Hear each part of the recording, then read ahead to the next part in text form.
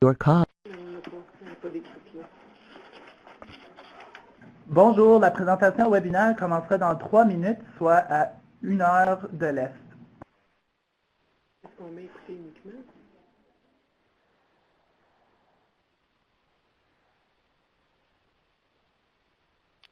On fait avec la fenêtre qui est fermée. Oh, quand même. Qu'est-ce que je fais, Laurence? On a une icône rejoindre la conférence audio. Écouter uniquement, c'est correct. Écoutez uniquement, OK.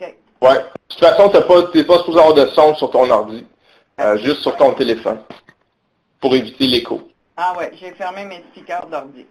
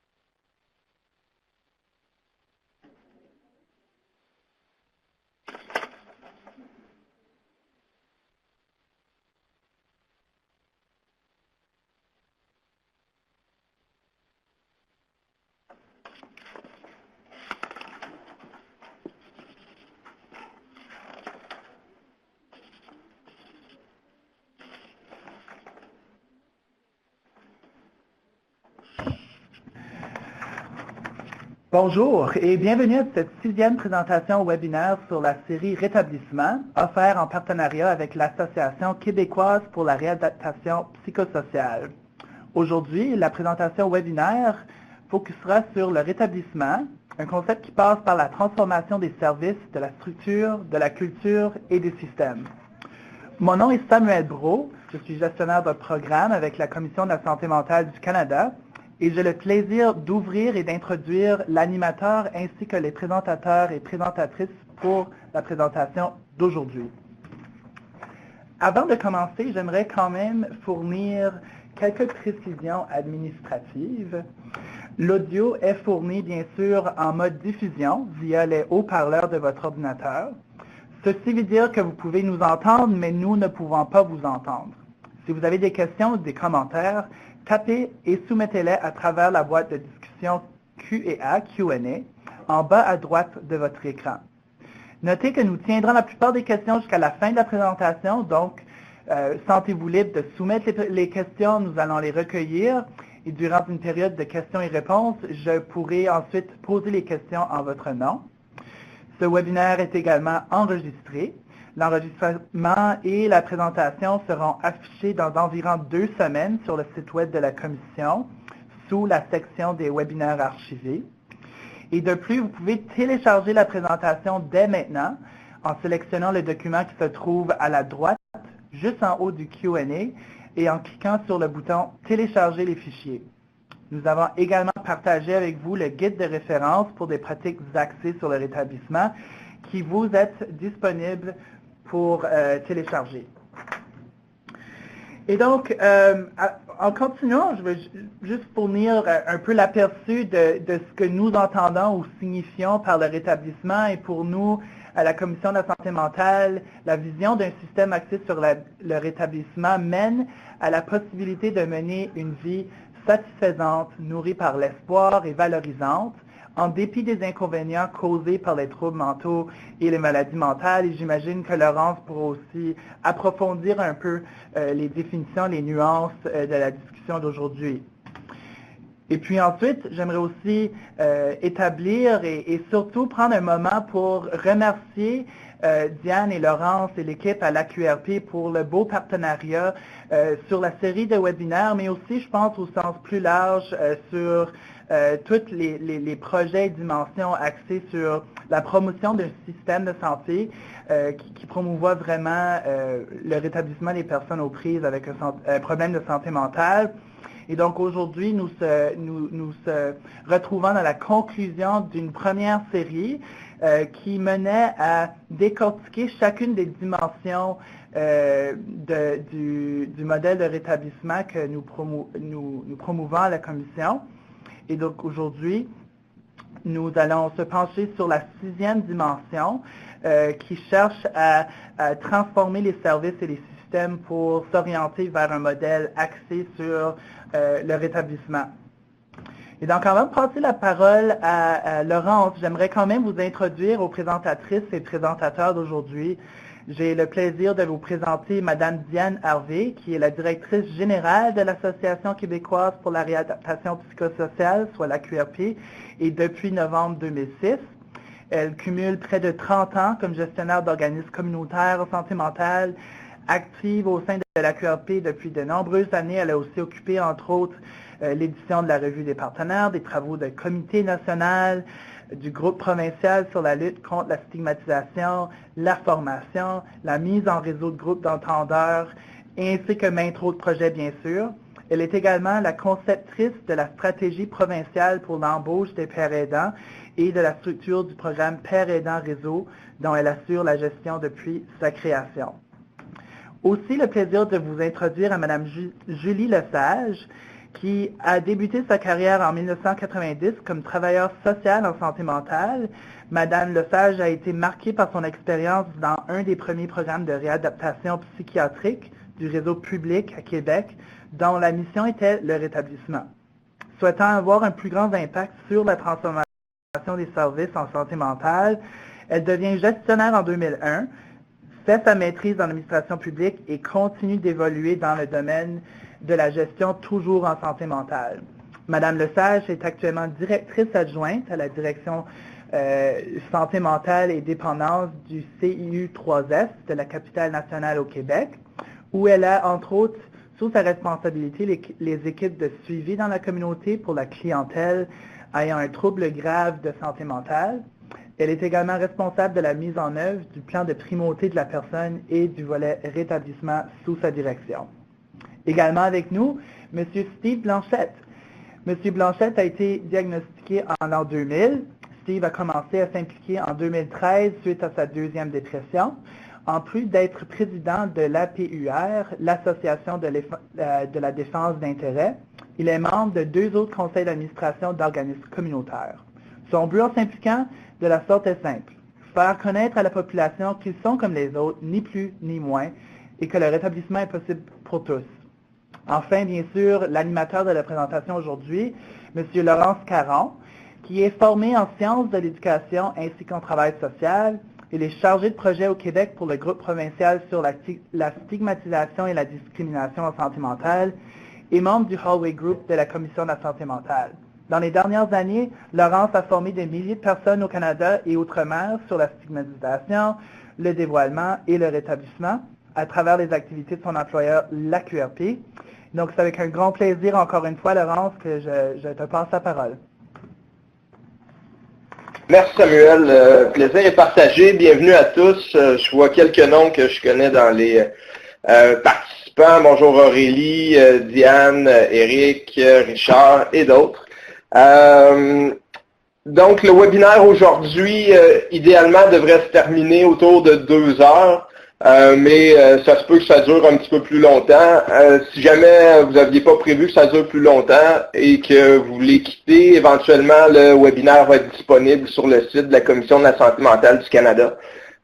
Vous pourrez ainsi le finir.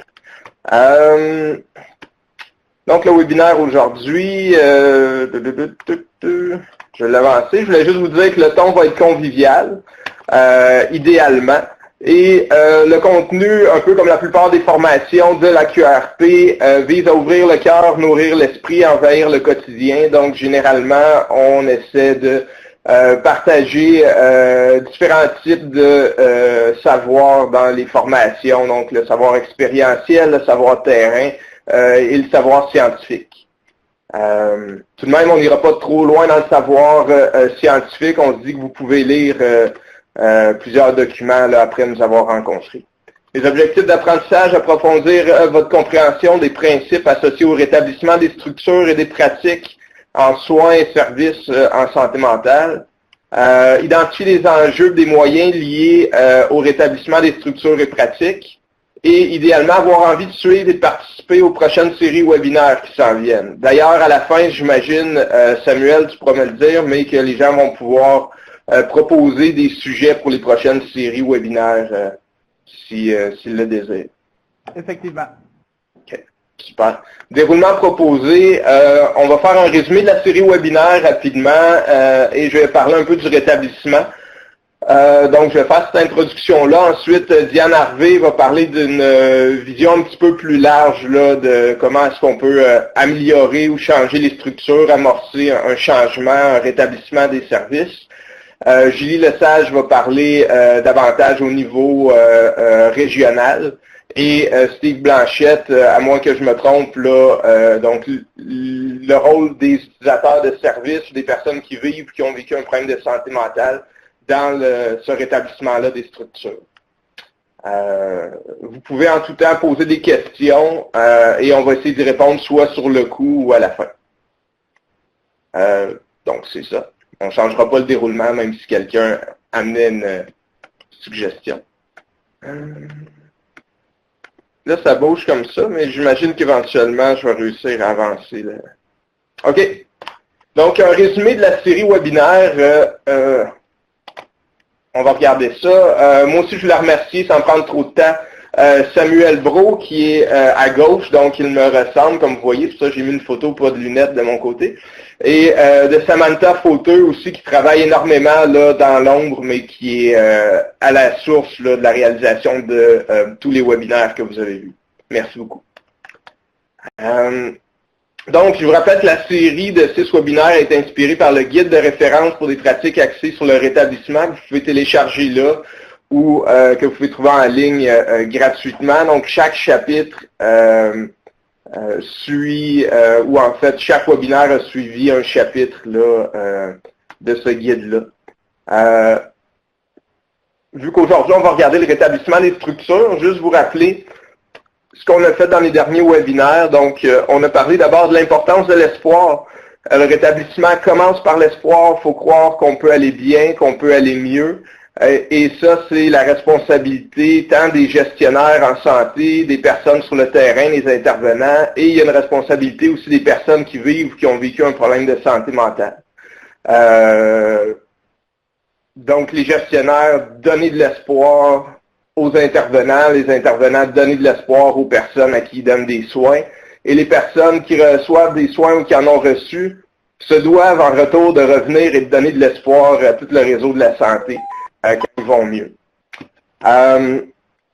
L'autodétermination qui était le deuxième chapitre, donc pouvoir choisir. On a regardé avec Élodie Barthélemy de Pêche comment favoriser l'autodétermination par l'approche par les forces. On a regardé aussi les approches d'autogestion de la santé mentale avec Bruno Collard de Revivre et avec Sandrine Rousseau qui est coordonnatrice ou chargée de projet du réseau des groupes d'entendeurs de voix du Québec. On a regardé comment proposer aux gens plusieurs alternatives. Donc, dans le sens où, pour une même personne, il peut y avoir plusieurs besoins. Et s'il y a de l'autodétermination, ben, il faut qu'elle ait aussi des choix réels si on veut qu'elle puisse poser des choix. Pas juste lui donner la permission. Le troisième thème, c'était le rétablissement qui se passe en contexte de vie. Donc, le rétablissement ne se passe pas juste à l'intérieur de nos services, il va se passer en contexte de vie. Et on va parler aussi de pleine citoyenneté. Donc, on a regardé, entre autres, avec Eugène Leblanc, le mouvement des personnes qui vivent un problème de santé mentale au Nouveau-Brunswick. On a regardé la défense de droit pour la lutte contre la stigmatisation, notamment avec Doris Provencher de la défense de droit au Québec. Et on a parlé des gens qui se rétablissent en dehors des services avec Marie Gagné. Donc, avec l'aide de la famille, avec l'aide des loisirs, avec l'aide d'une multitude de choses, donc où il y a plusieurs personnes qu'on réalise qui n'ont pas forcément besoin des services pour se rétablir. Donc, c'est important de le noter aussi à ce moment-là. On a regardé l'importance d'avoir une diversité d'approche en numéro 4 pour une diversité de personnes. Donc, on a parlé des déterminants de la santé avec Marie-Ève Lapointe de l'Association canadienne pour la santé mentale. On a parlé de la diversité des besoins particuliers. C'est ça, avec Marie-Ève. On a regardé les alternatives en santé mentale avec Annie Pavois-Durasme. Et on a vu des exemples d'une personne qui peut avoir besoin plusieurs besoins particuliers avec Myriam Lecouzy, qui était un visage pour Belle cause pour la cause. Finalement, notre dernier rendez-vous, on a regardé un sujet qui est souvent passé sous silence dans notre société. Donc, pour répondre à José Parent qui pose la question, suis-je visible? Non, votre caméra n'est pas ouverte. Okay. Juste répondre. Donc, travailler ensemble, au dernier webinaire, on a regardé travailler ensemble allochtones et autochtones. Donc, c'était pas seulement dire comment est-ce qu'on peut travailler avec les gens des Premières Nations, mais c'était aussi comment les gens des Premières Nations fonctionnent avec les allochtones. Parce que notamment l'approche rétablissement est influencée par des approches utilisées traditionnellement par les Premières Nations. Donc une approche holistique de la personne, et les services aussi qui peuvent être adaptés culturellement. On en a parlé avec Mélodie Jourdain-Michel et Éric Lavry dans des initiatives qui se faisaient soit en ville, soit en région. Merci. OK. Donc, ce qui est important dans tout ça, c'était de regarder que dépendamment de la perspective choisie, c'est ce qui revenait beaucoup dans les webinaires, dépendamment de la façon dont le rétablissement est abordé, ça va changer la façon dont les gens décident de se rétablir, est-ce qu'ils vont y croire. Ça va changer aussi le type d'accompagnement qui va être offert, puis ça va changer les structures. Aujourd'hui, on va regarder un petit peu tout ça, notamment les structures. Rapidement, vous savez, on a parlé beaucoup de rétablissement les derniers temps. Je fais juste un petit rétablissement 101 pour ceux qui n'avaient pas suivi les autres webinaires. Donc, autant qu'avant, le modèle, c'était beaucoup les gens se situent en quelque part sur un continuum. Est-ce que tu es très malade, moins malade ou en santé? Je crois que les forces canadiennes utilisent encore ce modèle-là présentement, sous toute réserve, ou jusqu'à récemment. Aujourd'hui, on va parler d'un modèle plutôt comme celui-ci, santé mentale globale ou positive, où on peut être sur un continuum de symptômes ou de ce que les médecins appellent maladie mentale, ou de phénomènes particuliers. Donc, on peut en vivre davantage ou moins sur l'axe horizontal. Ce qui n'empêche pas que, par exemple, quelqu'un qui a des phénomènes particuliers comme entendre des voix peut aussi avoir une santé mentale intéressante, là. Donc avoir des outils pour vivre avec ce qu'elle est, avoir un sens à sa vie, une place dans la société. Donc on va être plus sur l'axe vertical dans ce cas-là. Quand on va parler de rétablissement, on va beaucoup plus mettre l'emphase sur l'axe vertical, donc moins sur le problème et davantage sur les outils pour vivre avec ce qu'on est.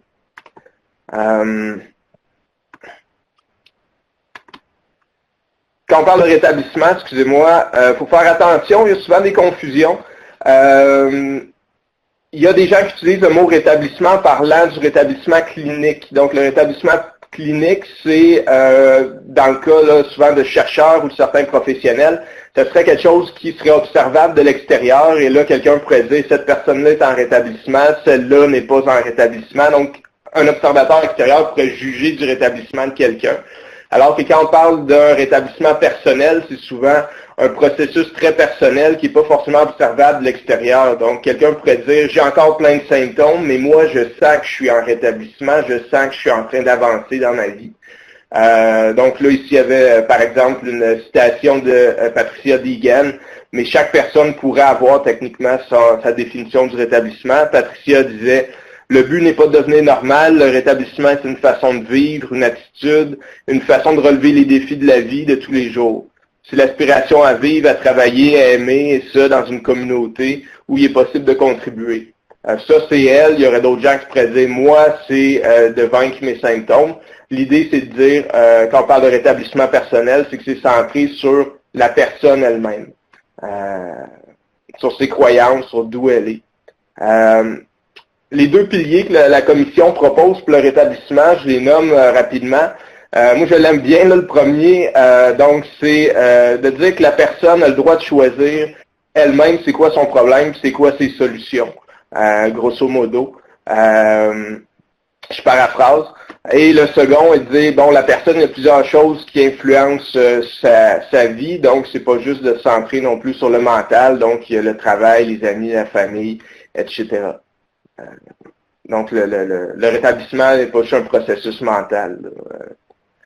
Les composantes du rétablissement, je les nomme souvent pour ceux qui sont moins à l'aise avec le mot rétablissement, qui dans certains cas est devenu un mot valise, là, repris par d'autres gens. Dans ce cas-là, j'aime mieux parler des composantes qui en arrière. Donc, on revient sur l'importance de l'espoir, de l'autodétermination, c'est centré sur la personne. Peut-être est-ce que le processus est adapté à sa culture, etc. Sur la reprise du pouvoir d'agir, que tout le monde peut faire, qu'on ait une maladie mentale ou non. Donc, une vision holistique des personnes, un parcours non linéaire, il peut y avoir des retours en arrière, ce qui ne veut pas dire qu'on ne se rétablit pas. Sur la valorisation de l'entraide entre pairs, donc du savoir expérientiel, pas juste du savoir universitaire, par exemple, sans dénigrer non plus cette autre forme de savoir-là, qui est basé sur le respect, donc autant sur le respect de soi-même que sur les relations de respect dans l'aide et l'entraide, et qui va être axé sur les forces également. Comme on a déjà vu. On va aussi parler, quand on parle de rétablissement, de pleine citoyenneté, du moins nous on le fait. L'idée est de dire que la plupart des gens, s'ils ne travaillent pas trop ou s'ils ont la chance, vont avoir des amis, une famille, des lieux d'implication, des loisirs, des passions. Et des fois, dans le milieu de la santé, en raison de coupures ou de dérives idéologiques, des fois, à certaines époques, on va se concentrer sur juste donner de l'aide psychologique, donc réhabiliter le psychologique, le mental.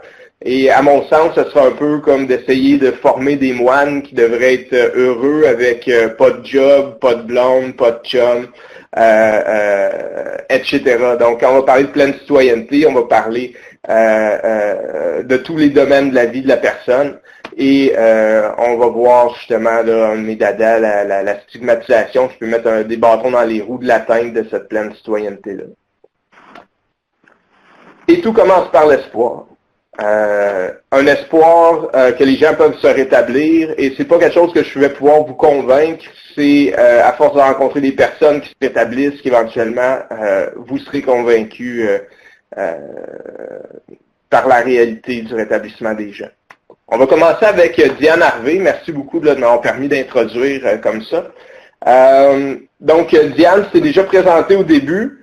Je demande quand même à tous les participants une force personnelle parce que tu sais qu'Étienne, ça brise la glace. Et c'est ça, je te laisserai commencer comme ça. Je t'écrirai des questions dans la boîte faite pour ça. OK. Mais merci Laurence, merci Samuel, Samantha, les gens de la commission de nous offrir cette opportunité-là. Effectivement, là, tu me mets un peu dans l'eau chaude, je n'avais pas préparé un PowerPoint sur mes forces personnelles. Grosso modo, je pense avoir quand même la réputation d'avoir les idées faciles, d'avoir une bonne capacité d'avoir des idées. Ils ne sont pas nécessairement bonnes, mais ils sont à profusion. Une bonne capacité aussi de mobiliser les gens et je te dirais que c'est là où je fais un lien aussi avec tout l'intérêt que je porte au rétablissement au plan organisationnel. Alors, moi aujourd'hui, je vais essayer dans un court laps de temps de vous vendre cette passion-là au plan organisationnel, puis d'essayer de mettre en valeur toute l'importance que peut représenter cet exercice de transformation. Et là, Laurence, est-ce que je me lance? J'entends plus rien. T'entends-tu ça?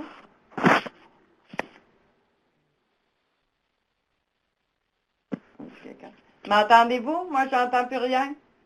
Oui, on vous entend, c'est juste Laurence. Excuse-moi, je voulais juste répondre à quelque chose, une question, excusez-moi, je fais un petit mauvais bouton. Comme quoi que quand on parle d'espoir et de tout le cheminement de rétablissement, on va aussi parler des membres de l'entourage qui ont aussi besoin d'espoir puis qui peuvent être aussi des sources d'espoir. Donc, on ne les met pas de côté, les membres de l'entourage. Et qu'aujourd'hui, on va parler des structures, entre autres, parce que parler seulement du rôle des intervenants, des personnes qui vivent un problème de santé mentale, c'est limitant. Donc, les gens ont besoin d'être appuyés par leur structure, d'avoir les ressources pour agir et de faire ça dans un contexte cohérent. Donc, oui, je te laisse aller, Diane. Je t'ai interrompu. OK. Je pensais que c'était moi qui avais un problème technique.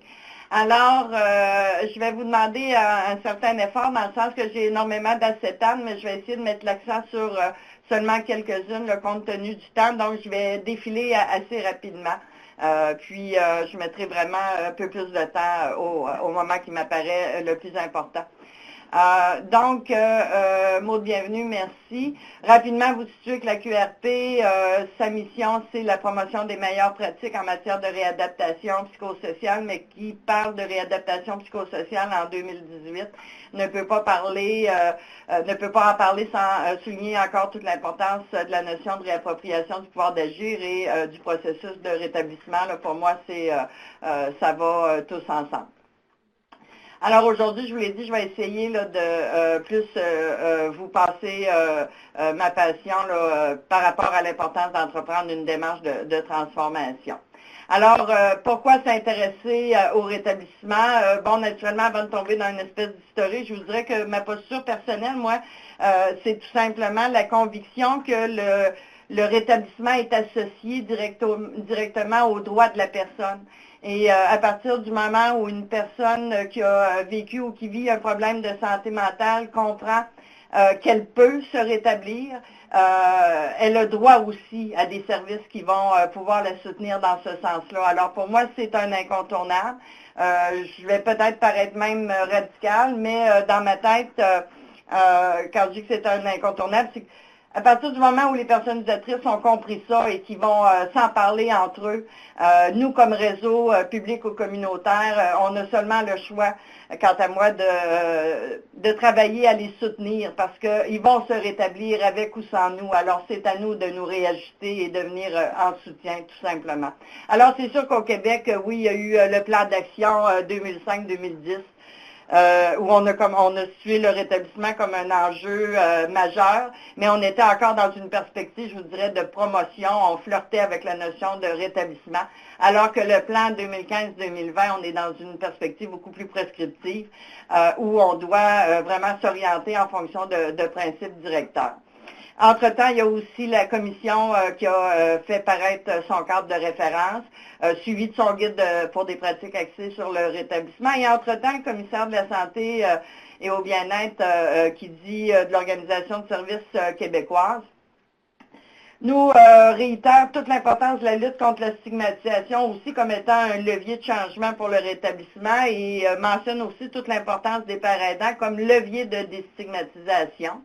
Et pour nous, la QRP, la lutte contre la stigmatisation a pris quand même, je vous dirais, là, une importance. Et c'est comme ça qu'on a aussi lancé une grande tournée provinciale pour, je vous dirais, former les milieux sur les meilleures stratégies de lutte, mais surtout les mobiliser à se concerter et développer ensemble sur des bases, je vous dirais, de milieux d'appartenance territoriale ou autres, des plans d'action de lutte contre la stigmatisation. Je saute dans le plan d'action au Québec, on l'a beaucoup traduit par le biais de l'obligation de réaliser un plan de primauté de la personne dans les établissements, où on a bien situer là, différentes dimensions d'un processus de rétablissement, où on va parler naturellement des droits et responsabilités, de lutte contre la stigmatisation, mais encore là, un enjeu majeur, toute la question de la participation active des personnes utilisatrices, en termes, je vous dirais, d'influence dans leur propre plan de soins, mais aussi d'influence sur l'organisation des services. Donc ça, ce que tu présentes, Diane, juste clarifier, est-ce qu'il y a des gens de d'autres provinces, c'est lié, entre autres, là, une volonté politique au Québec qui a été faite, qui a été probablement influencée aussi par des gens de la base.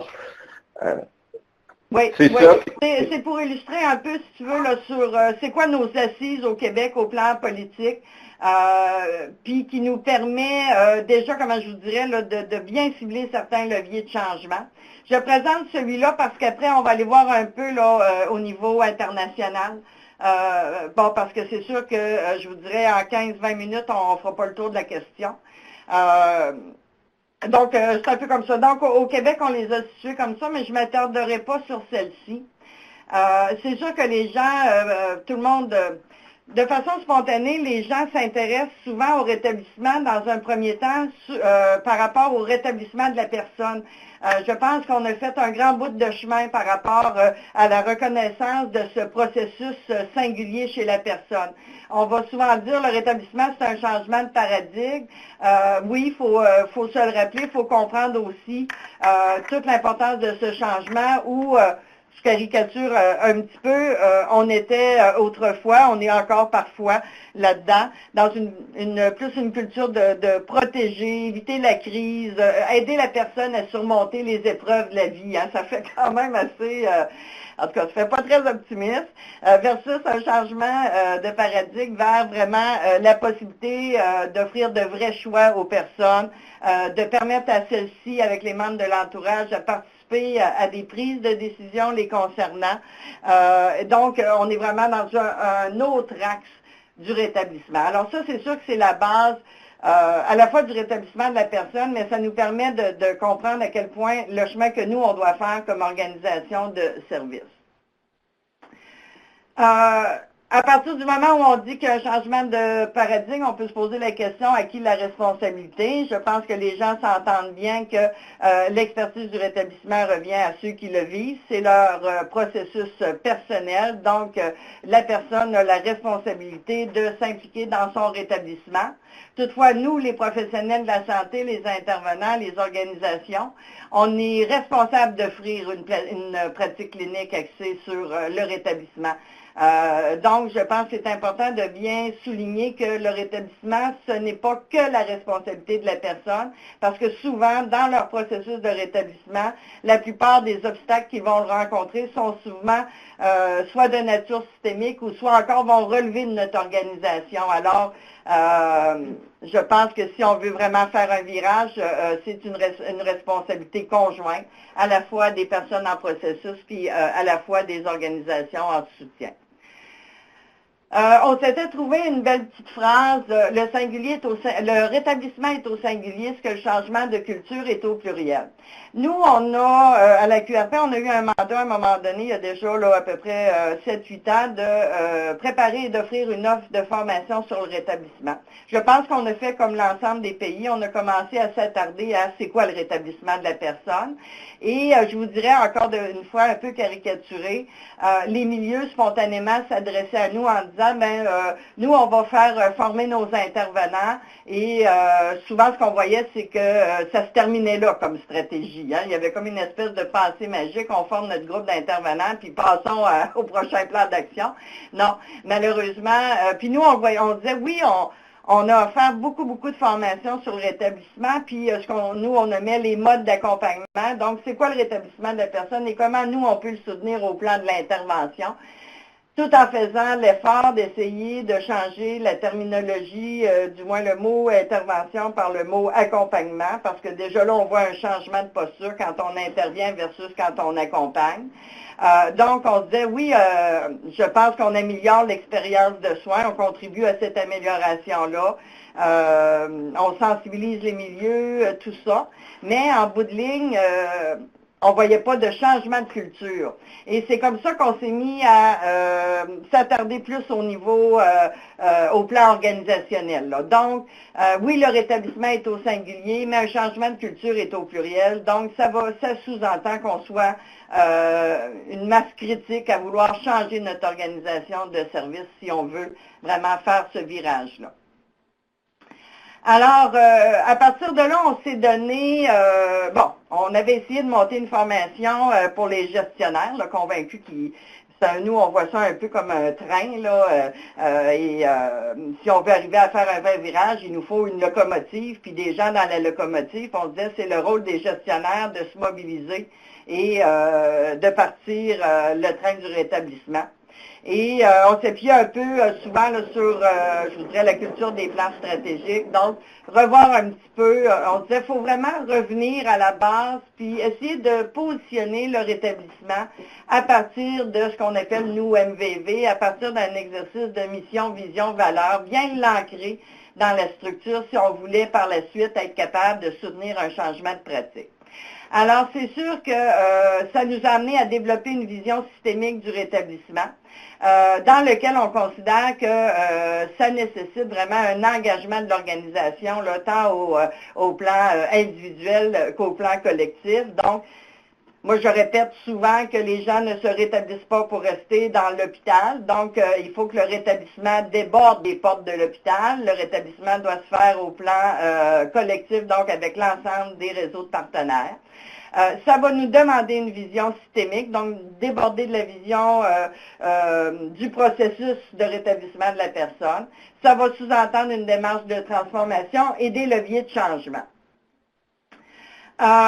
C'est donc pour nous un exercice de transformation qui naturellement demande du temps, de la réflexion, et moi j'aime beaucoup ce petit picot-là, propose un nouveau dialogue entre les parties prenantes. On vient de dire que le rétablissement organisationnel devait se faire au plan collectif.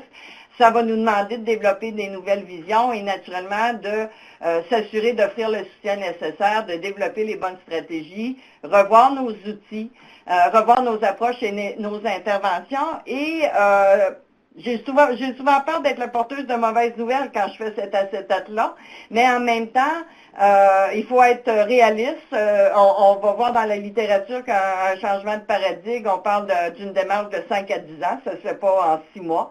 Par contre, ce que les intervenants et les gestionnaires nous reflètent en formation, c'est que ça redonne du sens à leur travail. Que ça le redéfinit. Et dans une période où on entend que le réseau de santé mentale, qu'il y a énormément de détresse psychologique à l'intérieur du réseau, je pense que l'arrivée du concept de rétablissement et la transformation des services va aussi favoriser le rétablissement de nos effectifs, si je peux dire. Cette acétate-là, je la garde, même si je ne pourrais pas en parler longtemps. Le défi du développement des savoirs intégrés, pour moi, c'est un enjeu majeur dans la transformation des services. Partout, ce qu'on a regardé dans la littérature, les différentes grandes initiatives de divers pays, l'implication active des personnes utilisatrices est systématiquement nommée. Partout, on a le discours qu'il faut reconnaître le savoir expérientiel.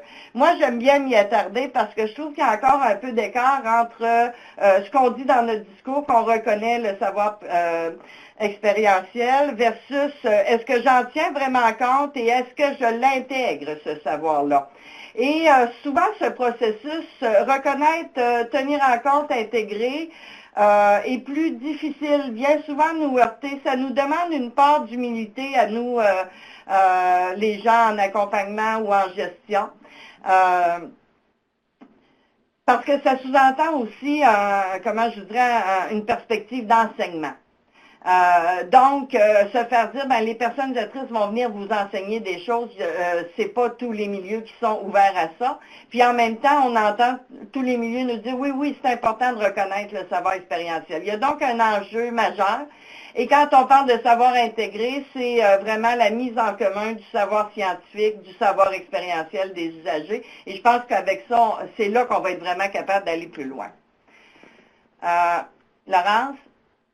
Excuse-moi, Diane. Je voulais juste, en lien avec ça, juste souligner, il y avait aussi l'enjeu dans les milieux, notamment au Québec, mais je l'entends ailleurs aussi, de la rémunération de ces fameux consultants-là, une fois qui sont autour de la table et qui ont la même expérience que d'autres, là, donc qui amènent une vision de l'extérieur ou un angle particulier. Une fois que les personnes sont jugées comme compétentes puis plus en apprentissage, ou même qui sont en apprentissage, dépendamment des milieux, est-ce que il y a une rémunération ou ça devient les seules personnes non rémunérées autour de la table d'échange d'idées? Ouais. Ben écoute, tu as là un indicateur finalement jusqu'où on reconnaît ce savoir-là. C'est ça que moi j'aime bien rappeler qu'il faut aller au-delà du discours de je reconnais ce savoir-là. Donc jusqu'à où je l'intègre, puis comment je le reconnais. Okay? Et la rémunération est effectivement une reconnaissance tangible de ce savoir-là. Alors moi, j'aime bien la repositionner parce que je trouve que c'est important de toujours se rappeler l'importance de ce savoir-là. Dans le cadre de la formation qu'on va offrir sur le rétablissement, comme je vous disais, au départ, nous, on avait fait une formation de 3 jours parce qu'on voulait traverser un peu là, toutes les grandes initiatives. On a ramené ça à une journée pour que ça soit réaliste pour les gestionnaires d'ici. On s'appuie beaucoup dans notre formation sur 2 modèles. Naturellement, il y a le modèle CHIM là, qui vient présenter des dimensions du rétablissement. Et j'aime beaucoup aussi le MOSAR, qui est le modèle d'organisation des services orientés vers le rétablissement d'Hélène Provencher, qui est professeure-chercheur à l'Université Laval, parce que je le trouve très collé sur la structure organisationnelle. Alors là, je vais aller assez rapidement. CHIM nous présente des dimensions du rétablissement. Je ne vous les relis pas parce que Laurence en a quand même parlé tout à l'heure là, à travers, dans d'autres mots, mais à travers le texte de Salomon.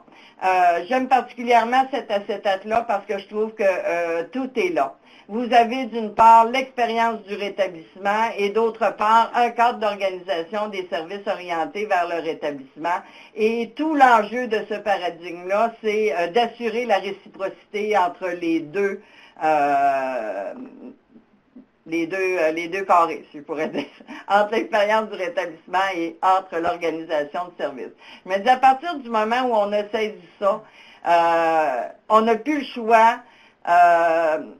On se retrouve devant l'obligation d'aller revoir, d'aller revisiter notre organisation de service pour s'assurer qu'elle est vraiment en soutien au processus de rétablissement. Fait que, à partir de là, il faut avoir une vision systémique. Je poursuis rapidement, je sais que 5 minutes. Oh, il faut que je me grouille. Alors, celle-là, ben, je vais la passer free, mais juste pour dire comment le MOSAR articule son modèle de rétablissement, mais vraiment en fonction d'un cadre d'orientation, d'un cadre structurel, puis d'un cadre opérationnel. Et on va s'attarder surtout dans le cadre d'orientation, parce que là, on va parler de vision de l'expérience du rétablissement, de valeurs et de principes. Et ça venait beaucoup nous rejoindre, nous, dans notre vision de ce que ça va être. Je vais vous en défiler 4 assez vite pour s'attarder sur la dernière. Quand on a fait un peu le relevé de la littérature, puis qu'on disait ben, comment ramener ça dans une formation d'une journée, on s'est créé cet acétate-là de base. Elle a un peu déplacé là, au plan visuel, mais on va vivre avec. Alors, on a fait comme la revue de toutes les grandes initiatives pour réaliser que la plupart des pays avaient choisi un peu les mêmes grands leviers de changement. Okay? Et nous, d'une part, on était convaincus que de former seulement les intervenants nous permettrait pas de développer une culture organisationnelle axée sur le rétablissement. Donc, vous retrouvez, je ne sais pas, je suis pas bonne si c'est votre droite ou votre gauche, mais vous avez un carré vert où on va nommer mission, vision, valeur, principe. Nous, on est convaincus que si on veut faire un vrai virage organisationnel, il faut ancrer dans la mesure du possible notre concept de notre vision du rétablissement à l'intérieur même de notre mission. Bon, c'est sûr que quand on est un réseau public, on n'a pas nécessairement la capacité d'aller changer notre mission. Souvent, ça ne nous appartient pas. Par contre, quand on est un organisme communautaire, on est capable de retourner visiter sa mission de façon beaucoup plus souple. On devrait, dans le monde idéal, retrouver dans la mission de chacune de notre organisation un énoncé de vision, des valeurs et des principes qui orientent toute notre organisation vers le rétablissement. Le ministère de la Santé du Québec a produit dans la dernière année un guide sur le rétablissement en mettant l'accent sur l'importance de se donner un cadre d'orientation. Donc, encore là, de prendre le temps de revoir son organisation en termes de vision, valeurs et principes. Vous avez de l'autre côté un carré orange avec les 6 grands leviers de changement qu'on a répertoriés dans la littérature. Naturellement, le premier, on va parler de l'implication active des personnes utilisatrices et des membres de l'entourage, soit sur le plan individuel, soit sur le plan collectif. Ici au Québec, on a lancé 2 grands défis aux personnes utilisatrices. Le premier étant de s'impliquer dans leur offre de soins, si je peux dire, de s'impliquer dans leur plan d'intervention, de nommer leur intérêt, leur choix, etc. Et en même temps, on leur a lancé le défi de venir influencer notre organisation de service. Ce même défi-là est lancé également aux membres de l'entourage. Alors, je continue sur le suivant. Deuxième levier de changement qu'on a retrouvé souvent dans la littérature et qu'on a vu souvent sur le terrain, c'est toute la notion du risque, la gestion du risque. Nous, on a aimé faire la promotion qu'il faut passer d'une gestion du risque solitaire à une gestion du risque solidaire. C'est souvent la gestion du risque qui va venir mettre un frein au rétablissement de la personne. Naturellement, on a la lutte contre la stigmatisation qu'on va retrouver dans les grandes initiatives. On a aussi l'utilisation de la communauté. Et quand on parle d'utilisation de la communauté, c'est autant dans une approche de normalisation, mais c'est en même temps toute la question de la proximité des services, de l'utilisation des ressources communautaires, des ressources de la communauté, donc des organismes communautaires, mais aussi des services qui s'adressent à l'ensemble des citoyens. C'est aussi les soins de collaboration qui doivent aller au-delà du réseau de la santé. Donc, encore là, une vision de partenariat et de co-construction. C'est aussi, comme levier de changement, ce qu'on va retrouver, la formation. On a écrit la formation sur diverses formes. Naturellement, pour moi, il y a comme un principe de base, comment maximiser les opportunités de formation soutenues par des personnes utilisatrices. Parce qu'on a dit, on est bien d'accord à reconnaître le savoir expérientiel, mais on n'offre aucune formation aux personnes utilisatrices, puis on les utilise peu comme formateurs. Donc, on a un effort à faire là. Et en même temps, il y a toute la question des formations qui viennent, des approches qui viennent soutenir le rétablissement. Bon, on va parler par exemple de l'approche par les forces, de l'approche motivationnelle, de l'autogestion, etc. Donc, on a à revoir aussi quelles sont les approches qu'on va prioriser dans nos expériences de soins, etc. Et naturellement, en numéro 6, le renforcement des bonnes pratiques, des bonnes initiatives et la vigilance, parce que c'est facile de revenir à nos anciennes façons de faire. Le changement, c'est toujours menaçant, etc. Et vous avez un dernier carré là, en mauve qui revient rechercher notre structure d'organisation. Donc, nos modes de gestion, nos modes d'accompagnement, nos modes d'évaluation et nos modes de référence. Pour moi, c'est un peu comme une carte de jeu, dans le sens que à partir du moment, et là, je vais changer la suivante. Mon petit bonhomme, OK? Si je dis que la personne est au centre, puis que je prends mon modèle CHIM pour dire ça, c'est les dimensions du rétablissement chez le processus d'une personne en rétablissement. Ces dimensions-là, que ce soit l'espace, l'espoir, que ce soit... je les vois pas vite comme ça, là, je les vois pas du tout, mais la question de la relation avec la communauté, etc. Ça doit venir influencer comment je vais redéfinir ma mission, ma vision, mes valeurs et mes principes. OK? Et si par la suite, j'avance de une, j'ai pris l'effort de me donner des valeurs et des principes axés sur le rétablissement, ben ces valeurs et ces principes-là qui doivent se retrouver dans mon cadre d'orientation doivent venir influencer mes modes de gestion, mes modes d'accompagnement, mes modes d'évaluation et mes modes de référence. Donc, on est vraiment dans une vision systémique, un peu dans un jeu où on va essayer de voir comment je peux revisiter mon organisation à partir de ça. Je vous donne un exemple, là, vite, parce que Laurence doit me dire qu'il doit me rester une minute. Ouais, conclusion. OK, je conclue. Bon, ben je vais conclure sur mon acétate préféré. dans le sens que l'exercice que moi je propose au milieu, je vous dis pas que c'est la seule façon de voir, d'ailleurs Julie par la suite va nous en proposer un autre, c'est d'aller voir dans chacun de ces leviers, d'aller revisiter tous nos modes avec chacun des leviers. Si par exemple je me dis mon premier levier, c'est l'implication active des personnes utilisatrices, comment je vais le décliner? Comment je vais aller le décliner par exemple dans mes modes d'accompagnement? OK? Bon, ben là, à ce moment-là, on pourrait parler de père aidant, de patient partenaire. Si je prends toujours le même principe, l'implication active des personnes, puis je m'en vais visiter mes modes de gestion. Est-ce que j'ai des personnes utilisatrices sur les conseils d'administration, sur les comités décisionnels, etc. Je vais avoir encore là fait une équation qui va m'amener peut-être, du moins je le crois, beaucoup plus loin.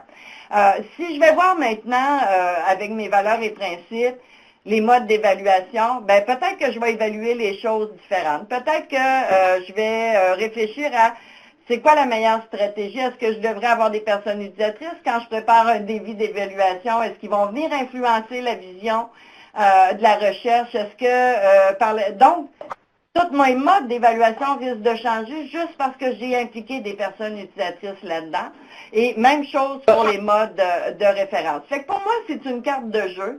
Il faut arriver à assurer la cohérence dans cette carte de jeu-là.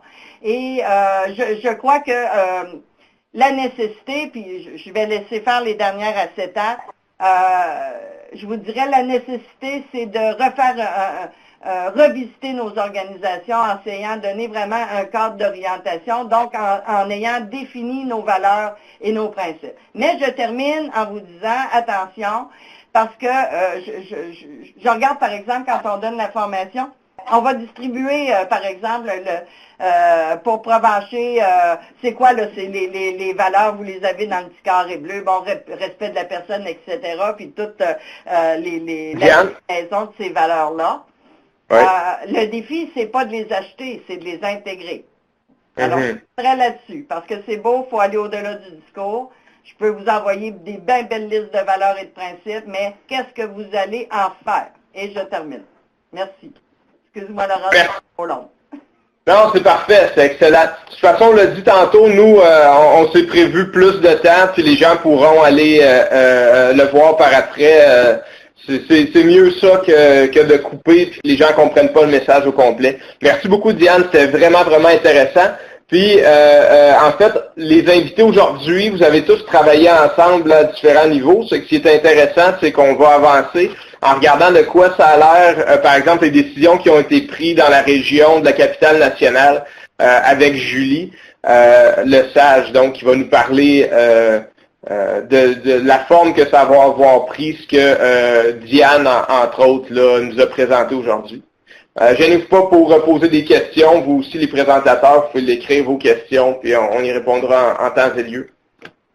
Donc, bienvenue, Julie. Je te laisse la parole. Tu peux commencer par une force personnelle pour casser la glace, puis je t'interromprai pas. Donc, à toi la parole. Je vais aller sur la capacité d'adaptation. Alors, je vais naviguer là-dessus aujourd'hui pour vous présenter effectivement une illustration d'une démarche que l'on fait dans notre région de Québec pour avancer là, dans la transformation là, de nos services et faire en sorte qu'ils soient axés sur le rétablissement et la participation citoyenne. Donc, en quelques mots, peut-être vous présenter la capitale nationale, c'est une très grande région.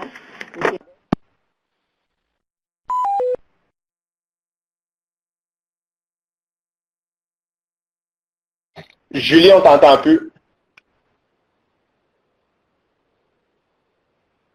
Julie, on n'entend plus. Oui, Julie, si vous nous entendez, il faudra que vous rappeliez. Ça semble comme si votre ligne téléphonique a coupé. Des choses qui arrivent. Ben, c'est ça.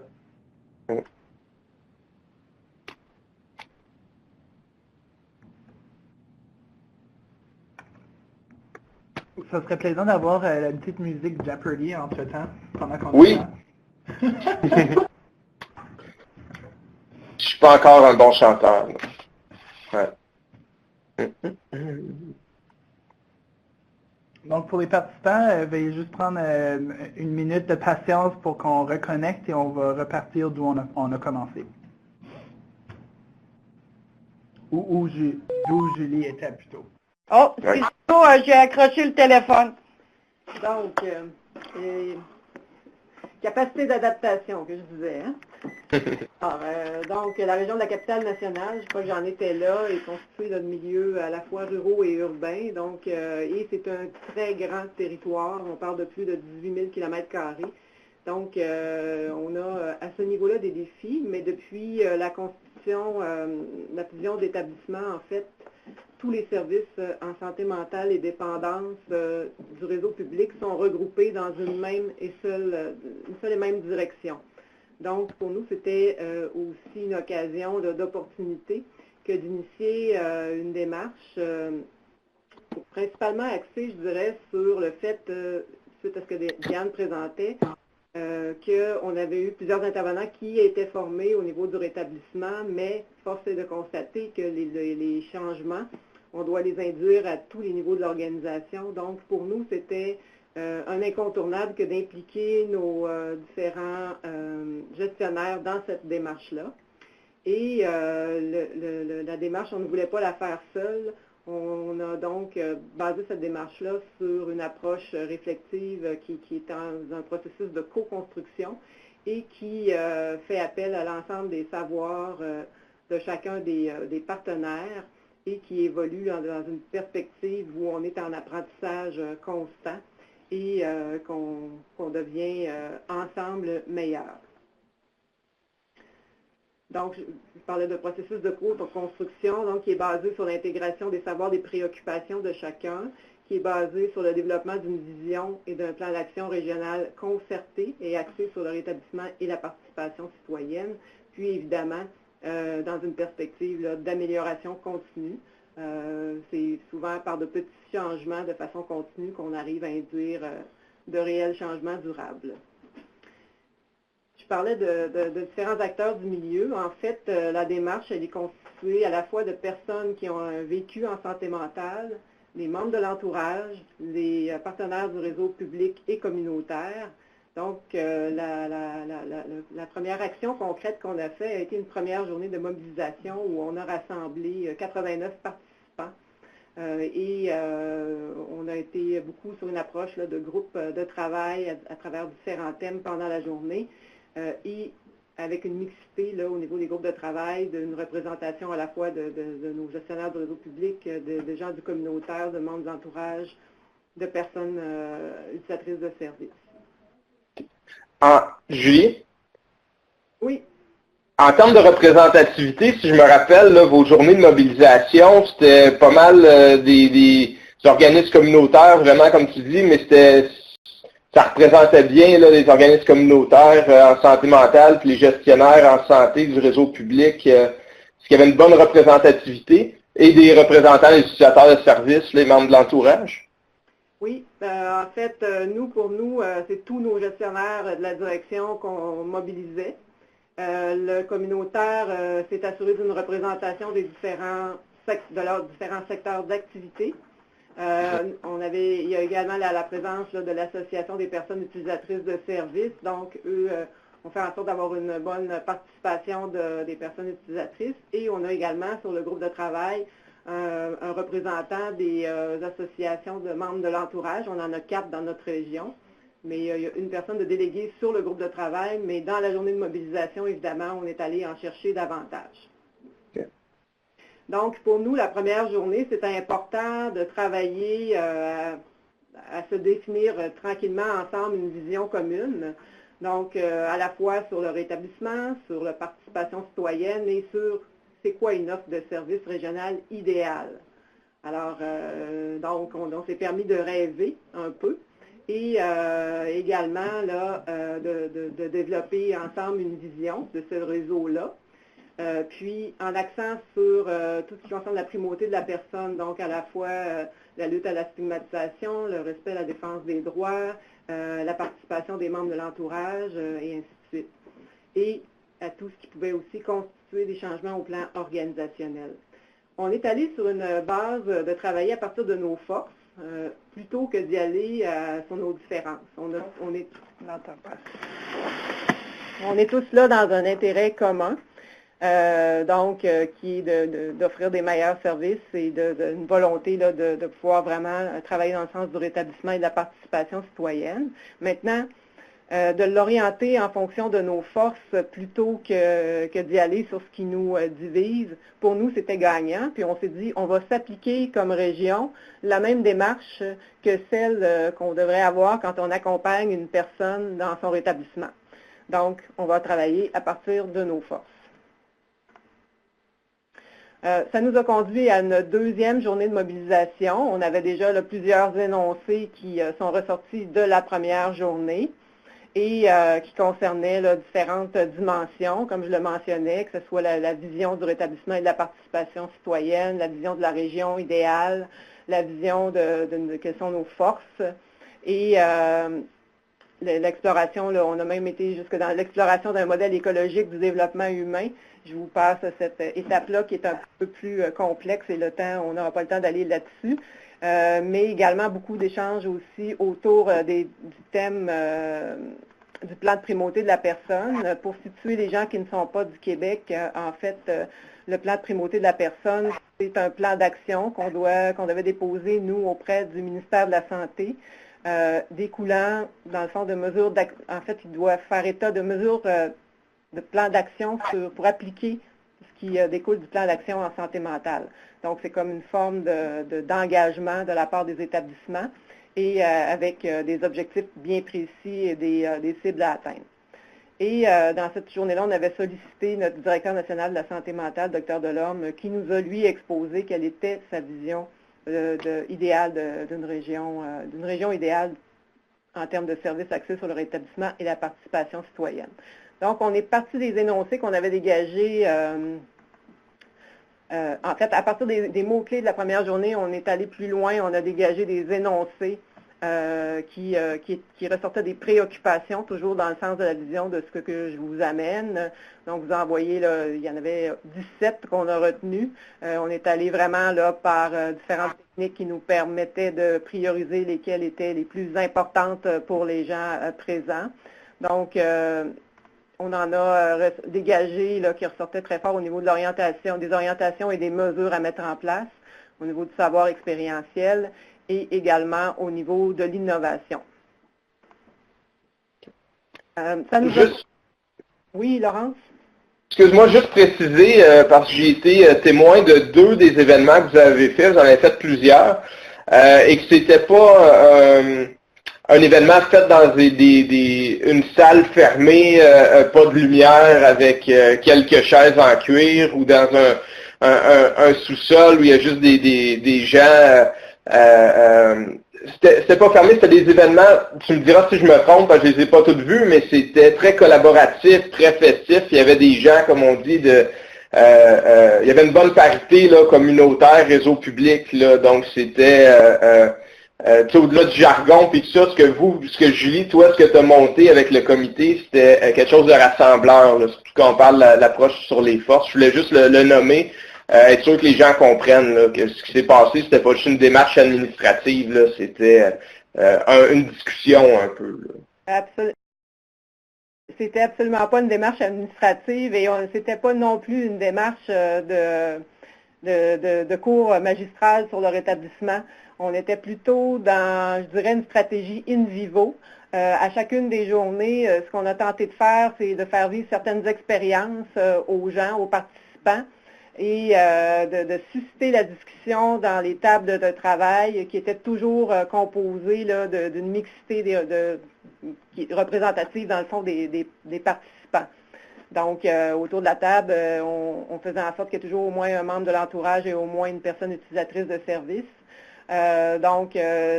Puis des gens du communautaire, des gens du réseau public. Donc, pour nous, c'était important de non pas partir de grands concepts puis d'enseigner, mais plutôt y aller par l'expérience de partager nos savoirs, nos richesses communes, de mieux se découvrir, de mieux connaître les forces de l'autre et de voir comment on pouvait avancer ensemble dans ces objectifs communs-là. Donc, puis on a utilisé différentes techniques là, pour nous permettre de prioriser un certain nombre d'énoncés parce que, évidemment, il est ressorti énormément de contenu, mais avec tout le contenu qu'on avait, on allait demander aux gens après ça de prioriser par importance ce qu'ils venaient aller chercher davantage, et on a toujours travaillé sur cette base-là. Donc, les 3e et 4e journées, justement, on était dans la priorisation à partir des 17 énoncés qu'on avait dégagés de la 2e journée, d'un panel qu'on a eu le matin avec le point de vue de différentes personnes sur le sujet. Bien, on est arrivé en fin de journée à dégager 6 thèmes principaux sur lesquels nous, comme région, on souhaitait travailler, avec 14 objectifs qui en découlaient. Et là, on est vraiment allé, vous auriez dû, ceux qui étaient présents se remémorent très facilement, mais c'était une immense salle où chacune des tables avait travaillé à partir d'une démarche structurée, mais où on retrouvait au mur le contenu de l'ensemble des tables, et là, les gens avaient un certain nombre de post-it et on fait le tour de la salle. Donc, en silence, quand on a entre 90 et 100 personnes qui font le tour de la salle à lire tout ce qui est ressorti, puis à venir donner leur coup de cœur, à venir porter leur post-it sur ce qui était le plus important pour eux, c'était assez significatif, là, je dirais, de cette mobilisation-là, puis de l'intérêt là, qui était porté à la démarche comme telle. Donc, on est vraiment là, comme je le disais, on a vraiment priorisé à partir de cette démarche-là des éléments qui, pour nous, devenaient ensuite là, importants au niveau de notre plan de primauté qu'on avait à produire pour le ministère, mais également, pas juste pour le ministère, évidemment, pour nous comme région, comme établissement, être capable d'actualiser davantage, d'améliorer l'ensemble de nos services. Mais également la mise en place d'une table de concertation qui était ressortie dans les pistes souhaitées, et un groupe de travail mixte pour la lutte contre la stigmatisation. Donc, je vous parle du plan de primauté qu'on avait à réaliser. Je vous illustre simplement un exemple dans un des thèmes retenus qui était évidemment le rétablissement. On voit là, la mesure 1.3 du plan du ministère. Et on voit qu'il devait en fait là, être l'implantation de mesures pour adopter de l'approche orientée vers le rétablissement dans les établissements, chez les gestionnaires, les professionnels de la santé, dont les psychiatres, et les intervenants, de même que l'élaboration, l'évaluation et le maintien des services axés sur le rétablissement et soutenant celui-ci. Donc, vous voyez par la suite là, les énoncés qu'on a tirés des exercices tenus lors de la 2e journée qui viennent s'insérer dans ce thème-là. Donc, promouvoir le rétablissement et s'approprier un langage commun et axé sur le rétablissement.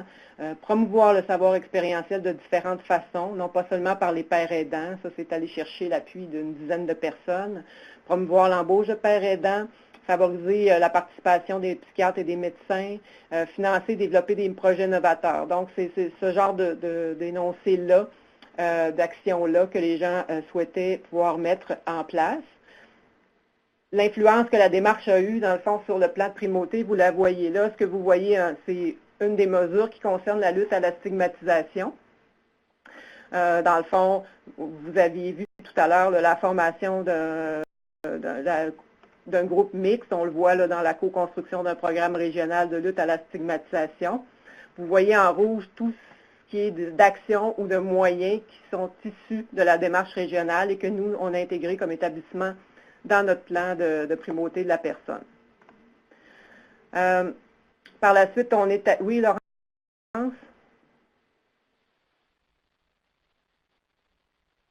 Laurence, on ne t'entend pas. Tu me l'as dit, si tu veux pas que je t'interrompe aussi, là... OK.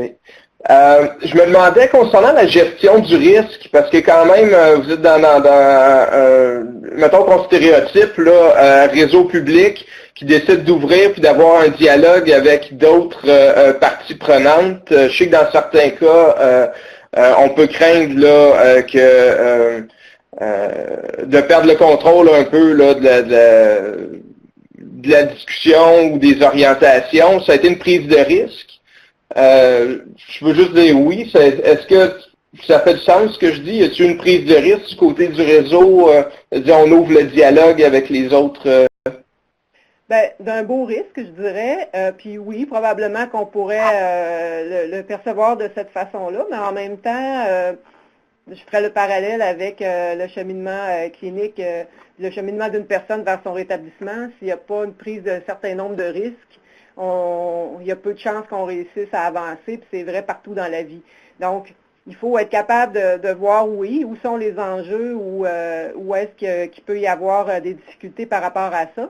Mais en même temps, on a vraiment misé depuis le début à mettre l'accent sur nos forces comme région.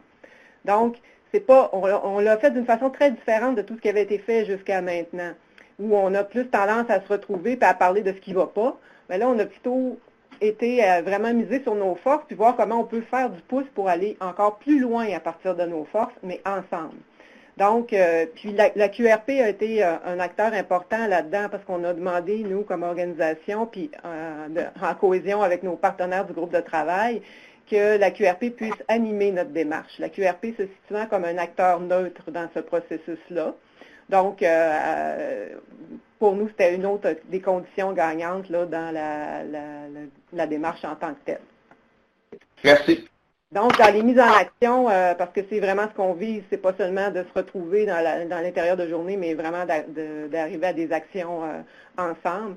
Il y avait l'implantation d'une table de concertation régionale depuis la création des centres intégrés universitaires en santé et services sociaux, nos fameux CIUS et CIS. En fait, la table de concertation, ce qui existait comme instance régionale, était un peu a pris le bord parce qu'il y avait comme un besoin de se reconstruire et de se redéfinir. Donc, on a négligé beaucoup nos partenaires là-dedans. Donc, une des premières actions collectives qui est issue de la démarche, c'est d'implanter une nouvelle table, de repartir une structure de table de concertation régionale, ce qui a été mis en action. Et dans la deuxième action collective, c'était le comité régional de lutte contre la stigmatisation qui est en train de voir le jour à ce moment-ci. Et il y en a un autre qui n'est pas dans cette illustration-là, mais qui était de mettre en place un groupe de travail mixte sur la sensibilisation et la défense des droits. Et ça, c'est en cours depuis l'automne, encore une fois représenté, où les différentes instances sont représentées dans ce groupe de travail-là. Donc, j'arrive pas mal à la fin, mais en respect là, de notre philosophie, nous, on est allé vraiment dans une démarche d'exploration, de réflexion, de vision, où on est allé mettre l'accent sur nos forces, mais évidemment sur l'ensemble des différentes dimensions que je vous ai amenées tout à l'heure, tout en négligeant pas nos préoccupations communes et en laissant un espace pour en discuter. Donc, pour nous, c'est une façon d'intégrer en continu ces valeurs-là, ces principes-là, plutôt que d'être parti dans un exercice de définition de mission, vision, valeur traditionnelle, pour lequel les gestionnaires sont un peu tannés des fois d'être sollicités. Là, j'ai perdu complètement ma connexion. J'espère que vous m'entendez. Vous devez plus me voir, mais ça revient tranquillement. Désolée. Ça va, on t'entend. Tu peux continuer à parler, on t'entend. C'est beau, je viens de retrouver mon contenu aussi, ça va bien. Alors, évidemment, on est à travailler sur un cadre d'orientation axé sur le rétablissement de la participation citoyenne et en élaboration continue de notre plan d'action régional sur le rétablissement et la participation citoyenne. Donc, on est en action là-dedans. D'ailleurs, à la prochaine journée qui s'en vient au mois d'avril, on est parti de l'expérience, c'est peut-être un scoop, est-ce que je vais révéler le scoop, Diane? Pas, on peut s'avancer. En fait, l'exercice principal que l'on souhaite faire à travers la journée, l'Association des personnes utilisatrices de services de la région, ici, vient de sonder ses membres sur, entre autres, qu'est-ce qui était les ingrédients qui les aidaient en termes de rétablissement et l'intervenant idéal, etc. Donc, on va repasser le même sondage auprès de l'ensemble des participants et on va leur demander de se mettre dans la peau d'une personne utilisatrice de service pour répondre. Et après ça, on va faire le comparable des réponses obtenues. Et ce qu'on souhaite, c'est qu'après ça, nos gestionnaires puissent aller faire vivre cet exercice-là à leur équipe. Donc, et dans le communautaire, évidemment, la même chose. Là, je parle de la portion là, de mon réseau, mais l'ensemble, dans le fond, du groupe de travail souhaite aller plus loin là-dedans et faire voir, puis ça va être ça devrait être très instructif de voir de quel point de vue on se place par rapport aux réponses qui sont sorties de la part des personnes initiatrices de services. Donc voilà, je conclurai là-dessus. Dans le fond, ce qui a été nous autres, vraiment pour nous un facteur de succès, c'est l'accent mis sur les forces, le développement de la vision commune, mais fait ensemble, in vivo, à travers différents exercices, à travers des discussions, des réflexions. C'est évidemment les stratégies de contact. On maximise là-dessus dans notre aventure et on est confiant là, de continuer de cheminer de façon positive là-dedans. Merci beaucoup, Julie. Super intéressant. Les gens qui sont intéressés à savoir plus sur la démarche, j'imagine, pourront te contacter. Et il y a tellement d'autres choses à dire aussi. J'avais vu un jour Julie en conférence. Je me rappelle, tu disais, entre autres, si on veut que les intervenants puissent apprendre à donner du pouvoir, pas le donner, mais du moins à enlever les obstacles là, qu'ils peuvent mettre là, à la reprise de pouvoir, parce que les gens qui le prennent eux-mêmes. Mais si on veut enlever ça, il faut nous-mêmes, comme gestionnaires, donner une marge de manœuvre aux intervenants pour qu'ils apprennent aussi c'est quoi l'empowerment là, à titre d'intervenant. Peut-être que je paraphrase mal, mais moi ça m'avait marqué comme pratique de gestion intéressante. Là, donc, parce que quand je fais le tour un peu partout au Québec et au Canada, il y a beaucoup d'intervenants qui disent c'est beau ce que vous dites, mais moi je peux rien changer, j'ai pas les ressources, j'ai des statistiques, je peux rien faire. Donc le fait de donner une marge de manœuvre donne un peu l'exemple de ce côté-là. Merci beaucoup, Julie. Donc là, il ne reste pas beaucoup de temps, mais de toute façon, c'est juste les utilisateurs de services. Là. C'est une blague pour tous les gens de la peur, de Steve aussi. Moi-même, je m'inclus là, dans les personnes qui vivent ou qui ont vécu un problème de santé mentale. Donc, c'était une blague. Steve, c'est pas grave si tu as des problèmes Internet. Par contre, tu peux commencer à parler. Est-ce qu'on t'entend? Vas-y donc. Ça sera plus ton téléphone. On n'entend pas ton téléphone. Est-ce que t'es-tu sur mute?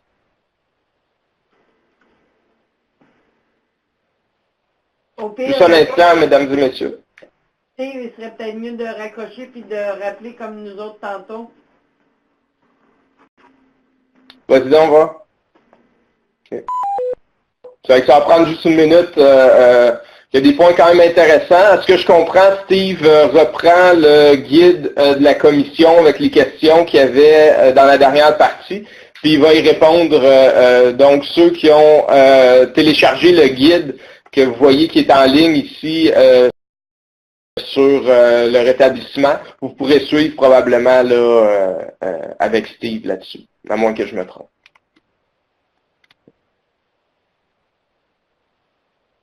En attendant, est-ce que vous aviez, Diane ou Julie, quelque chose à rajouter? Ah. Est-ce que Steve est là? Oui, je viens d'arriver. Bonjour Steve. Pardon, on a un envahisseur dans le local. Donc, je te laisse la parole. Comme d'habitude, si tu veux donner une force personnelle et en fait, c'est de regarder le rôle de ta perspective dans le changement des structures et des services. Merci beaucoup d'être là, Steve, en passant. Bon, ça fait plaisir. C'est plate, mais si on prend ta présentation, celle de Diane et un peu celle de Julie, ça englobe à peu près la mienne. Je me retrouve avec plus de viande. C'est comme très, très malaisant. Okay. Il me reste juste à peu près le rétablissement à parler. Fait que ma force, c'est l'adaptation, je pense. Toi aussi. Mais ça serait intéressant, pareil, si que tu répètes dans tes mots à toi, là, pour moi, ça a quand même beaucoup de sens. Je veux dire, c'était sensiblement les mêmes, parce que, étant donné que c'est un peu comme Laurent, je veux dire, mes formations viennent de la QRP, viennent de tous ces mêmes organismes. Je fréquente beaucoup les gens du CIUS. Donc, c'est la même école. Okay. Sauf quand je rencontre les utilisateurs de service, quand je vais à leur rencontre, quand je les vois, moi, c'est surtout au niveau du rétablissement que je les informe. Presque éduqués. Parce qu'il y en a beaucoup, surtout ceux d'une génération un peu plus vieille que la mienne qui croient que c'est les intervenants, c'est les médecins qui disent comment eux ils vont. Fait qu'on doit les éduquer dans le sens, il faut qu'ils comprennent qu'ils ont des listes à se faire quand ils vont rencontrer ces gens-là pour qu'eux puissent dire comment ils se sentent. Fait que de même, c'est eux qui vont aller chercher comment ils se sentent et non pas le professionnel qui va dire « tu te sens pas bien ». C'est vraiment à ce niveau-là. Fait on prend la roue que tu as présentée en entrée, Laurence, qui est la roue du rétablissement, les 10 principes, sauf toi, tu en avais 9. C'est quoi le L'autodétermination, c'est centré sur la personne, le pouvoir d'agir qui est très important. Si on considère qu'il y a des formations sur le pouvoir d'agir, est-ce qu'on m'entend? Oui. Oui. OK. On a l'holistique. Pour ceux qui ne savent pas qu'est-ce que l'holistique, mais ça s'intéresse à son objet dans l'intégralité. Le non-linéaire, qui est la prise de conscience, c'est axé sur les forces. L'entraide entre pairs, c'est très important. C'est entre nous que ça se passe. Quand on ne file pas, on peut aller se voir. On se fie au savoir expérientiel. C'est important. Le respect, l'espoir, qui a disparu du cercle tout à l'heure que Laurence a montré, c'était la responsabilité. Il faut qu'on devienne responsable de nos actes, responsable de nous-mêmes. Au premier colloque de la pure, le docteur André Delorme, qui est toujours directeur à la santé mentale au ministère de la Santé et des Services sociaux, a déclaré qu'il y a des gens qui sont levés dans la société et qui ont parlé pour les gens qui sont sans voix. Il me semble qu'aujourd'hui, il est peut-être temps que les sans-voix se lèvent et parlent pour eux-mêmes. C'est-à-dire qu'on prend notre pouvoir entre nos mains et on avance. Ça fait partie du rétablissement. Qu'est-ce que le rétablissement? Je l'ai nommé tantôt, est-ce qu'on a besoin de voir un peu des résumés? Tu sais, comme l'autodétermination, on dit oui. Steve? Oui. Je peux t'interrompre? Oui. Par rapport à ça, aux sans-voix, je trouvais ça bien inspirant. Des organisations comme la Pure et d'autres au Canada, au Québec, il me semble que vous avez des formations pour vos membres pour qui apprennent à représenter les associations ou les regroupements de personnes qui vivent un problème de santé mentale. Ça, à mon sens, c'est un ajout parce que sinon, ça demeure des voix individuelles qu'on peut dire « Ah ben ça, c'est ton opinion » ou j'exagère, là, mais toi, tu as un trouble de personnalité limite et ça fait partie de ta game de te mettre en opposition. J'exagère, je caricature, mais ça pourrait être des voix individuelles. Et vous donnez des formations, entre autres, pour donner une voix officielle. Je me trompe? Non, tu as absolument raison. Comme nous, à la Pure, on a ce beau petit cahier-là, OK, qui est une formation sur accroître son aisance et son efficacité. C'est l'appropriation du pouvoir. Tout ce qui a un lien avec le rétablissement est à l'intérieur. Il y a un autre organisme qui est au niveau provincial qui en fait aussi. C'est les porte-voix du rétablissement qui actuellement est en reconstruction, appelez-les pas tout de suite, là, qui a le même type de formation. C'est des organismes, ou plutôt des associations, qui sont là pour les utilisateurs de services, ce qu'on appelle du par et pour, donné par des gens qui vont se reconnaître en vous aussi. Là. Parce que généralement, on se rend compte, on est capable de parler. Comment je peux bien dire? On s'ouvre. On n'a pas peur de s'exprimer et d'agir. C'est ça. Je t'ai arrêté, mais j'avais comme plein de questions pour toi. Ça fait que vu que tu disais que je t'avais pris toutes tes punches, je me permets. Ben, c'est pour ça, parce que là, ça m'a fait comme parler d'un autre sujet. Fait que si tu as des questions, ou s'il y a des gens qui ont des questions, allez-y. J'ai l'impression que ça va être plus fun comme ça. Là. Parfait, j'en ai plusieurs. Entre autres, avec la démarche, ça fait longtemps que tu es là. Ça peut intéresser les gens aussi. Ça fait longtemps, en tout cas, tu t'impliques beaucoup au Québec pour diverses raisons. Avec la démarche qui se passe dans la capitale nationale, c'est un peu pour ça que je t'avais invité, parce qu'on pouvait faire des liens. Est-ce que tu vois un changement par rapport à l'influence des utilisateurs de services dans le système de santé, par rapport à d'autres années ou des histoires qui, toi, t'ont été contées? On parle toujours du Québec, mais il y a une évolution qui se fait là, dans différentes autres provinces. Ouais.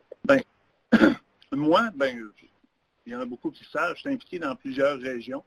Je suis allé en Montérégie, en Estrie, Montréal, Laurentides, Anaudière. Je dirais, c'est pas parce que je suis de la région de Québec qu'une des plus belles régions pour l'implication, c'est Québec. On a une belle collaboration, les utilisateurs de services avec les organismes communautaires, avec les représentants du ministère, mais les CIUS. On a la chance d'avoir des directeurs et directrices qui sont très, très, très ouverts. Fait que quand on se rencontre justement comme dans les journées régionales, on peut aller les voir, on pose des questions, ça répond, sinon ça nous réfère aux bons endroits. Il y a une ouverture d'esprit incroyable, qui sont très ouverts aux utilisateurs. J'ai rien, puis je suis impliqué partout, là. J'ai aucun commentaire négatif sur ces gens-là. Fait que ça va vraiment très bien. C'est la même chose pour les organismes communautaires. On est en avance au niveau de l'implantation. Fait que quand c'est le temps de consulter, les gens, ils appellent à la peur ou ils me voient, puis ils me le disent. Tu sais, y a-tu moyen, peux-tu me trouver un utilisateur, j'ai besoin de quelqu'un, puis on se met en marche. Oui. Est-ce que présentement, il y a des structures qui vont aider la pérennisation de ça, ou par exemple, si Julie ou d'autres personnes qu'on pourrait personnaliser, s'ils étaient remplacés par des gens moins sensibilisés, il pourrait y avoir un retour en arrière. Donc, savoir est-ce que c'est quelque chose qui est maintenant institutionnalisé, d'avoir des bons rapports avec inclusif des utilisateurs de services, ou c'est quelque chose qui dépend beaucoup des personnalités encore? Moi, je dirais que si je me fie au directeur actuel que je connais dans les différents secteurs, comme c'est des gens qui font montre de leadership beaucoup, je suis sûr que ceux qui prendraient leur place, s'ils viennent des échelons inférieurs, ils vont avoir la même mentalité, c'est certain. Si ça vient de l'extérieur de la région, de la capitale nationale, ça va être à nous à les sensibiliser. S'ils veulent revenir en arrière, on peut toujours utiliser les électrochocs, il n'y a aucun problème. Okay. Donc, moi, pour l'instant, ça va. Je ne sais pas si vous aviez une conclusion, Steve, si tu voulais, si tu avais un message à dire, tu t'étais préparé là, en conclusion des webinaires sur le rétablissement. Oui, bien, je vais en sortir une par moi-même. En conclusion, j'aimerais que la capitale nationale se répande à travers la province et même le pays pour aider justement à propager le message. Et la QRP peut être là-dedans aussi. Là, on les voit déjà partout. C'est pas à cause que je connais Diane, non.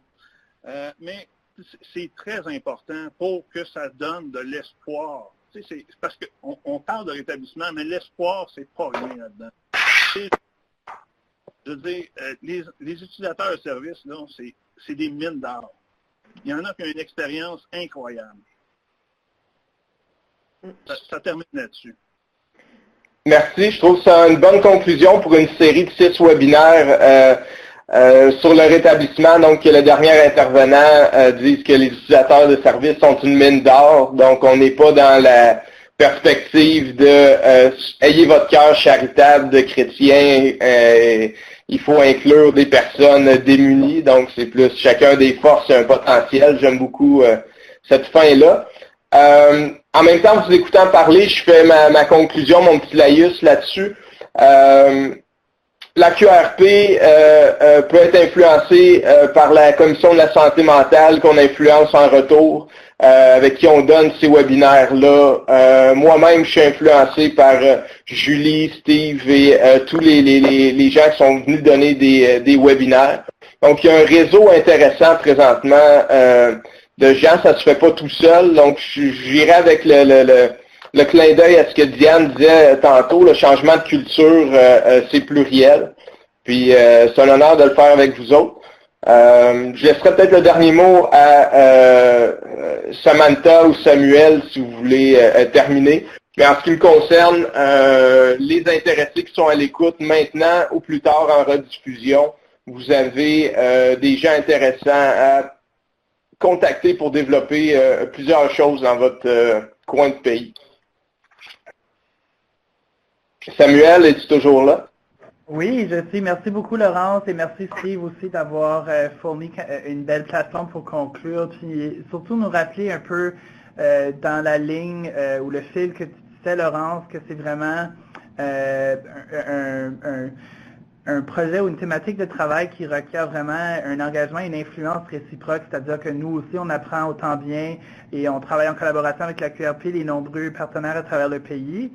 Et puis, tout ça pour dire que cette présentation webinaire conclut une première série, si on veut, en partenariat avec la QRP. Et donc, on va prendre une pause probablement pour un mois pour réfléchir à la prochaine série de webinaires. Entre-temps, de notre côté, nous allons continuer à rendre disponibles tous les webinaires archivés sur notre site web. Et donc, tenez un coup d'œil ou jetez un coup d'œil dans les prochaines semaines pour voir l'enregistrement de la présentation d'aujourd'hui. À la fin de la présentation, vous allez aussi être invité à remplir un sondage. Donc, on vous inviterait à partager avec nous si vous avez des idées de thématiques ou sujets ou problématiques en lien avec le rétablissement sur lesquels on pourrait se pencher. Dans le futur, on serait certainement ouvert à les considérer. Et puis, finalement, on vous souhaite une excellente fin de journée et puis prenez bien soin de vous. Puis, comme on a dit, on prend une pause pour le prochain mois, mais on va revenir soit en mai ou en juin avec